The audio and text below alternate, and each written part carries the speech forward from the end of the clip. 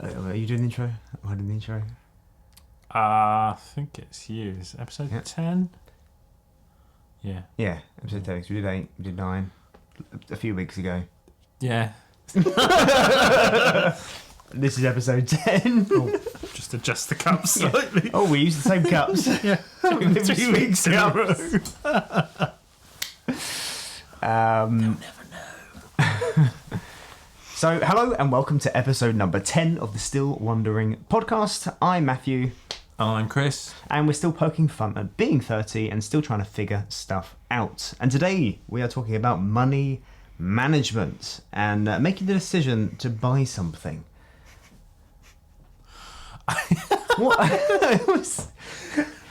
Making the decision to buy something. I can't remember what we meant when we wrote this down, but when I decide to buy something, it takes a very long time. I'm quite an indecisive person anyway. Which is a terrible trait, which I'm really working on. But I will agonise over finding the best within my price range that does the thing that I want it to do. I'm sort of juggling this bestness with price rangeness and trying to figure out the best utility for the value for money. But I tend to lean heavily towards the more expensive version or more expensive brand because I know that item will be more durable, will last longer, and will just generally be more user-friendly, to be more, more pleasant to use. So, for example, I bought a suit. I'm just looking at it now, a suit holdall. So it carries your suit in like one, in sort of a canvas bag, which is really nice. And then you wrap that around a holdall, zipper holdall. Okay. It was quite expensive, but I knew it was going to last. And when it arrived, it came in a beautiful box, and it came out, it's got leather tags, and it's stuff that's not going to rip or break, and it's going to last me a long time. Yeah. And I just thought, I'm really pleased that I invested and put the money into that, rather than spending £10 on a plastic thing that isn't gonna last very long. So, how do you approach making purchases? Well, probably, I think I'm getting closer to how you do it in terms of spending that little bit more to get the quality, but you always have to prove it to yourself first, if that makes sense. It's like proof of concept, isn't it? Because my default is to go, what's the best I can get for the cheapest price? Right. Do you know what I mean? I tend to start at the lower end of the market and maybe work my way up a little bit.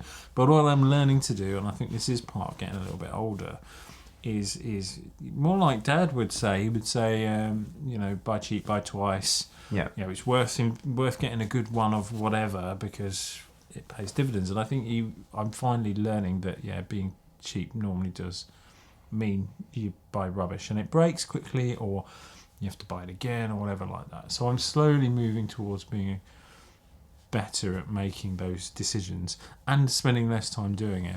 Whereas I think before I'd spend so long justifying it. The amount of time I wasted wasn't worth the money. At the end of the day. So definitely getting better. But you've always definitely been a procrastinator with buying things. Really agonised over it. I've always seen that. Yeah, it's really painful as well. Like making those decisions. And it's been. I remember I had this pair of boots that I was looking at. It's when I was. I think it was in the first year of dating Kate, I think, or first for a couple of years, and we went out shopping. I needed a new pair of boots, and I really liked the boots. Like, it's very rare that I come across something that I genuinely just instantly like. I put them on, they look good, I like them still, they're comfortable. And it's like, but they're quite expensive, and I'm sort of maybe I'll find another pair that And Kate just said, look, just buy them. Yeah. Just buy them, otherwise I'll buy them for you. And I said, okay, right, I'll buy them. And it's the best pair of boots I've ever... they pretty much look like I bought them a month ago. I've had them for a number of years now. Super comfortable, they look great, and they haven't broken at all. Only just recently has the lace... one of the laces needs replacing, and that's it. Wow. So, it was really worth the investment. And I'm glad about that, because otherwise, if I bought I had bought cheap pairs of boots. Yeah. They're not comfortable to walk in. I get blisters. They start to break a bit, and then you're sort of a little bit annoyed because you want to get a bit more longevity out of them. So you wear them out of kind of bitterness of not getting enough utility, and then you're just not. You're wearing them for all the wrong reasons. It's like if you're going to invest, and there's this idea I came across. Was it high utility or something? I was listening to. The Not Overthinking podcast. Okay. And they were talking about this utility thing, and I think it's how they described it. Anyway, basically, shoes like a really like if you invest in shoes, it's worth the investment. Spend a lot of money on shoes because you're going to wear them every day. You know, they're going to affect how you're going to walk. They affect your health. Whereas if you're buying shit shoes all the time, they're going to wear down quick. Then you're going to be, you know. I learned the hard way. Yeah. I spent many years getting to a low cost shoe retailer, and sort of thing you might find on a dilapidated high street, on every dilapidated high street in the UK. And yeah, I got through shoes. I mean, I'm fairly heavy on my shoes, so I was getting through them so quickly. Sometimes they would last a month or two of not particularly heavy use either. The soles would start coming away. Seriously? The insides would just start rolling up, and then you just really uncomfortable. So I finally learned, well into my 30s, to spend a bit more on shoes. I mean, I'm still not going crazy, but you know, I've definitely gone up a notch or two. We're into double digits now, aren't we? We're into double digits for a pair good. of shoes. Yeah. It's good. I'm learning, but very slowly. By the time I'm 80, I'll have adequate footwear. Yeah, that's what I'm aiming for. So your entire skeletal system will be a bit mangled because of all the bad footwear you've been wearing over the years. Yeah, my feet will look like a concubine's feet. They'll be all curled up and withered and And then they'll only fit the dodgy shoes. And then I'll go back to the rubbish ones. Just wrap a bit of leather around my stumps and hope for the best. There we go. But don't you think this tells us that we were, even though it's a bit of a struggle for us and we agonise probably more than we should, we value, or we were brought up to value money? Yeah, I think we were. Because we weren't just handed money, were we? No, never. Unless it was like a birthday or Christmas. That's the only time we've kind of received cash, like just cash for doing nothing. You know, occasionally I guess we'd get... I don't remember receiving cash, actually. Just treats, like we might get ice cream or like have a... do you remember those nights in we used to have? The feast. The feast! Oh my God, I completely forgot about that. So the way this would work is we'd be sat around watching Sunday night television or whatever. And then somebody would say something like, "Oh, fancy some nuts or something." Which, you know, basically there used to be off licenses, and we'd go, "Oh, let's have a feast. Come on, Mum, go on, let's have a feast." And then Mum and Dad would look at each other. It was either a yes or a no. Clearly, one of them would want the feast. Oh yes, yeah. And so off Dad would trot to the off license, and he'd come back with a bag of nuts. And then like a Snickers bar each. A selection of chocolates. Yeah. And there we were. It's the best. In our element. I always remember like every weekend trying to convince them. Yeah. And it was a lot of the time it was no. But when it was yes, it was the best. It was the best thing in the world. It was the best. Absolutely. It was a real treat, the feast. Such a great... we call it the feast. Oh, this is brilliant. How did we get to that? I can't remember. The value of money, I think. That was it, the value of money. So that was the only real handout stuff that we had, was birthdays and Christmas for cash. Well, you know, it's a real sore point for me, because I used to mow the lawn and I'd get like 25p or something. And just a few short years later, you were getting like £1 for the same job. Yeah. And you learn a hustle, bro. Learn a hustle. Yeah, you were a hustler. Mum would say it was inflation. I mean, that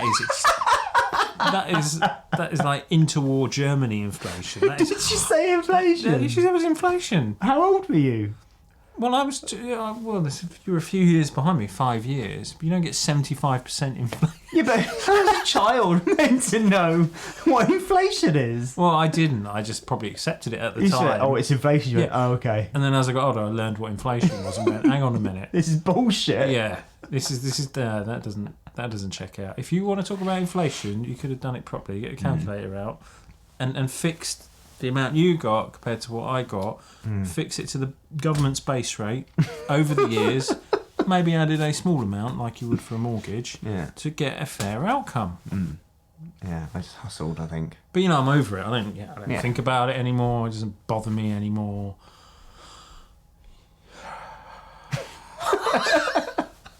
But we learned how to earn our money because we did jobs. We did empty the dishwasher. Oh yeah. Cut the lawn. We did. Hoover and wash the car. Put the washing out. Ironing. They did ironing to earn money. I don't think I did. Or maybe I did do ironing. Mum was so scared I would burn holes in things.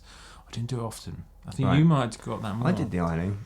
I did washing cleaning actually was another thing. So the bathroom, I used to clean the bathroom, do the hoovering. That was another job. Mm-hmm. Weeding. Weeding? A bit of weeding we did. 20p. Well, in my day it was 20p. Oh, yeah, my day. £5 something. Cleaning the car. Now that was a tough gig because Dad went out and inspected that car. He did. And so you had to do. I always got quite obsessive though. Whenever I got into a job, I think there's something that I haven't been diagnosed, but I think I've got ADHD to some extent. But when I get into doing a job, I become completely blinkered, and then I want to try and do the job really, really well. And I think I just invested. Looking back, I could have still got that £5 and done a subpar job and still got the money. But yeah, there you go. That's what happens when you get obsessed about things to a mental level. Yeah. But maybe that's why I was allowed to do the ironing. Yeah, maybe. I mean, I don't iron to this day. Probably. Well, it's not too bad actually. But that's, you can probably. Well, no. That's more luck than anything else. This is just the kind of shirt that doesn't show the creases so much. I absolutely despise ironing, despite the ironing board, which is another little shout out to. Oh yes, Brabantia. No, we've mentioned them for a few weeks now. We haven't actually. So Brabantia, if you are listening, I don't really use your ironing board that often, but if you'd like to send us one, then we'll send it to one lucky viewer, and we'll plug you for some money rather than doing it for free. Yeah, why not? Yeah, because we haven't been plugging you. Well, I was about to say intentionally. It hasn't been intentional, but we have been plugging you because you have been giving us stuff. Yeah. So Brabantia, reach out if you're interested. Yep, last chance. That was it. So yeah, I don't really do much ironing. I said to Mum, "Would you mind doing some ironing? Yeah, and I'll pay you." She said, "No, don't pay me. No." I said, "No, Mum, I'm taking time. I'm stealing time away from your life. I'd like to give you money in exchange for that time." No, I'll do it. I'm your mum. That's what I do. I just thought, don't do that, Mum. Now I feel bad for asking you to do my ironing. That's it. But she wants to, feel useful still. That's the thing. Completely. I want to still be able to give. Oh, absolutely. I think I could give her all my washing and ironing, and she'd probably do it.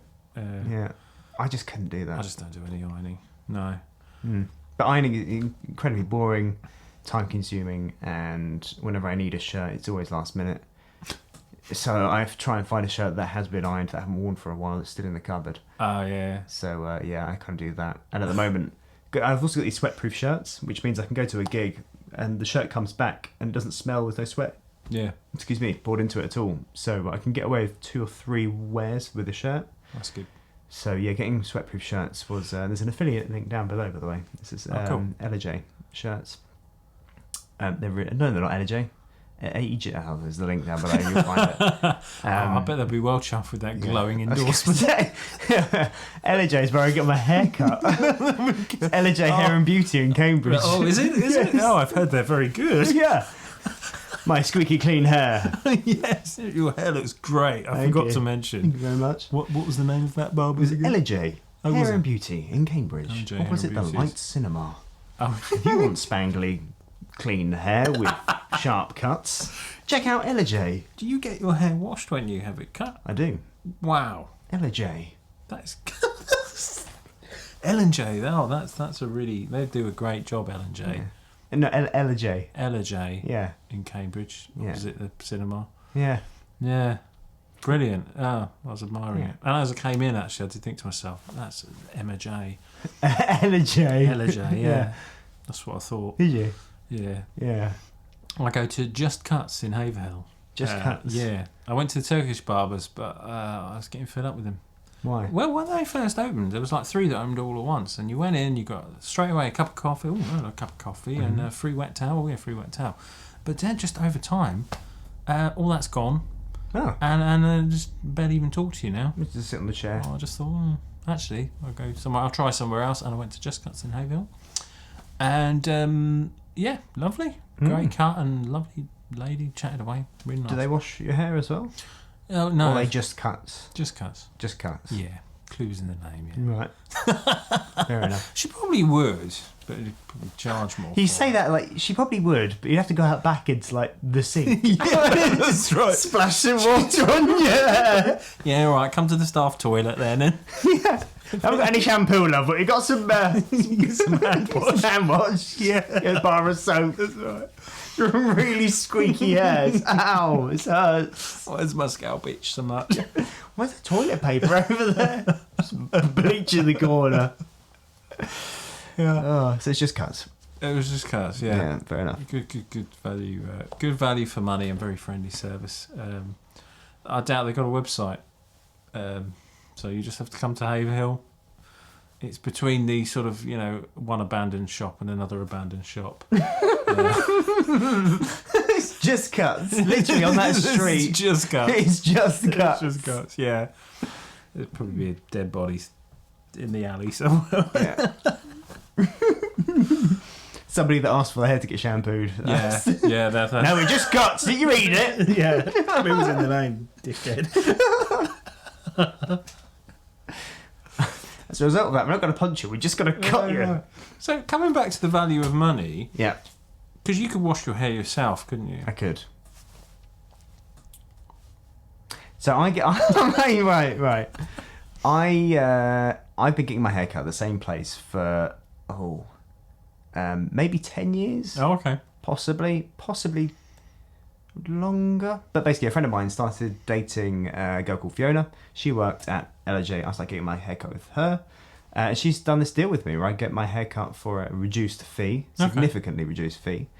And I've been getting a very good deal for the last 10 years. And why not? Like, I get my hair cut. It's probably like literally a high street cut student rate is what I'm paying, but it's in like a high class salon. It's a really beautiful salon. So yeah, I've been getting a really good deal. So that's why. They know you, they know different styles, and yeah. In fact, I just did a booking for the owner. I did them a good deal. Yeah. Because they've been cutting my hair at such a great rate for the last 10 years. So I thought, bugger it.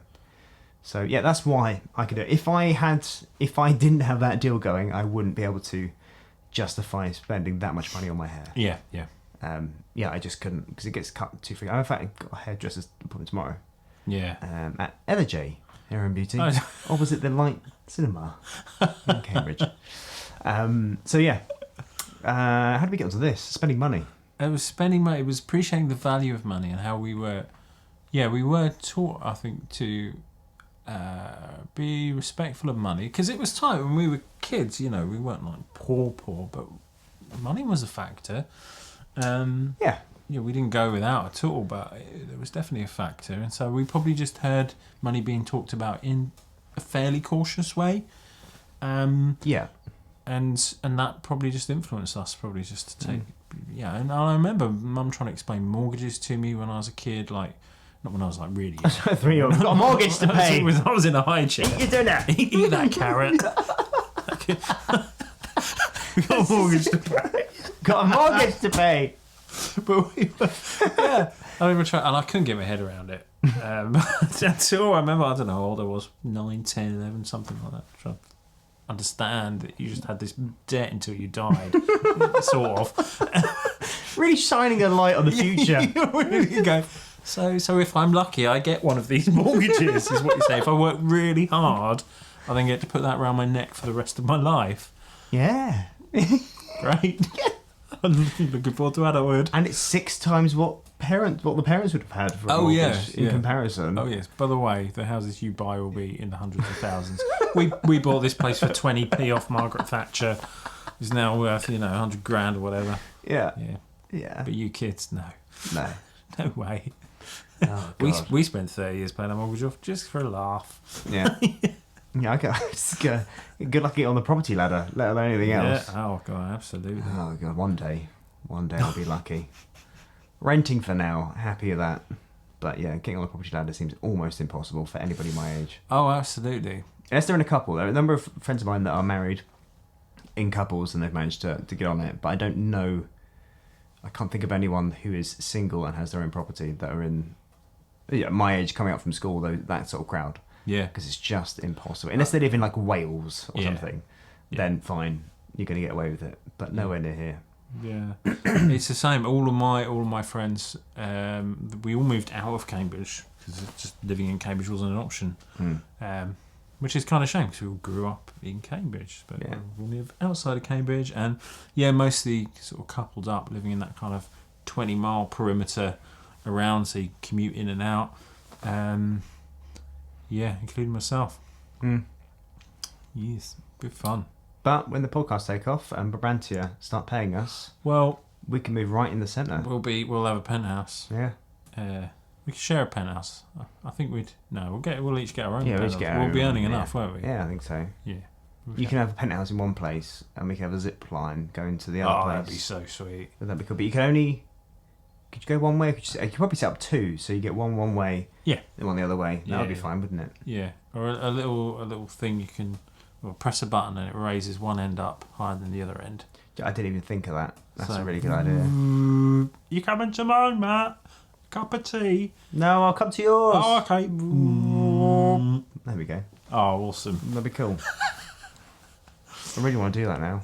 Is that a very good thought? I mean, would that be a good way to spend money? I mean, I think I couldn't think of a better way to spend money, I don't think, actually. I think that would be worth the investment. The ROI is, over a long period of time, it's less use of your knees. Yeah. Less use of your shoes. Essentially. What else is it less use of? Less use of your keys. That's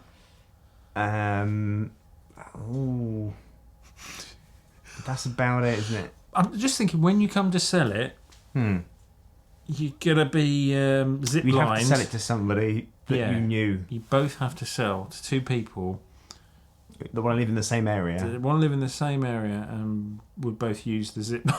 Yeah. And you have to trust them quite implicitly, because if you're halfway along the zip line, you can just... Yeah. Oh, it's an accident. It's going to be somebody you would trust with your life. I was trimming my geraniums. Oops. And I heard a bang. Sorry, Deirdre. You're right down there. Inheritance. I think it would be a ROI positive investment, getting a zipline. So, like two penthouses. If there are any zipline companies out there, then get in touch. Please get in touch. For sure. Yeah. So I think the takeaway is we grew up learning the value of money. We worked hard for our money, I think, growing up. Yeah. We learned how to save, and if we wanted something, we needed the money. We weren't allowed to sort of go put it on tick, as they say up north, or get into debt. So I think it's been positive.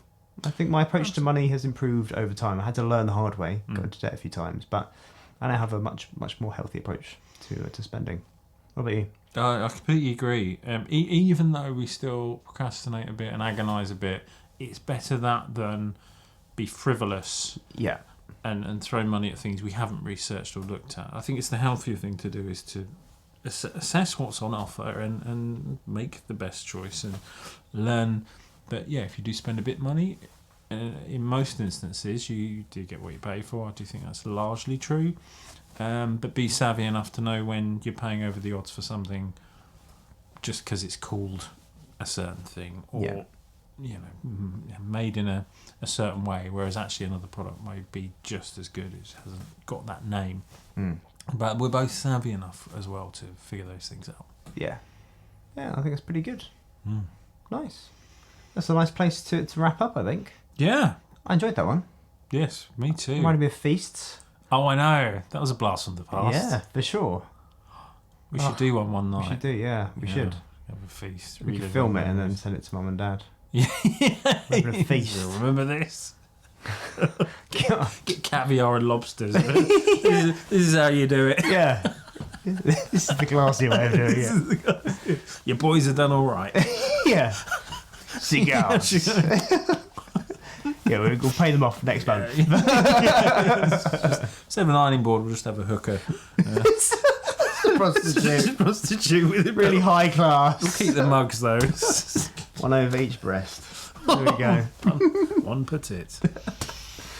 Anyway, we should really end it there. Yeah, we really should. I don't know if we can keep that in, but we'll see. We'll see. I hope you've enjoyed that. If you'd like to give us some feedback or ask any questions, or if you have any anecdotes, or if you'd like to review us, then review us on Apple Podcasts or wherever you get your podcasts. That'd be really, really useful. Really like that. 5 stars if you liked it, 1 star if you didn't. We don't really care, but we'll read out your review. And if you have any feedback or questions, then drop them to q@stillwondering.com. That's q@stillwondering. That's wondering with an A.com. And we'll see you next time. Yeah. Cheerio. Bye-bye.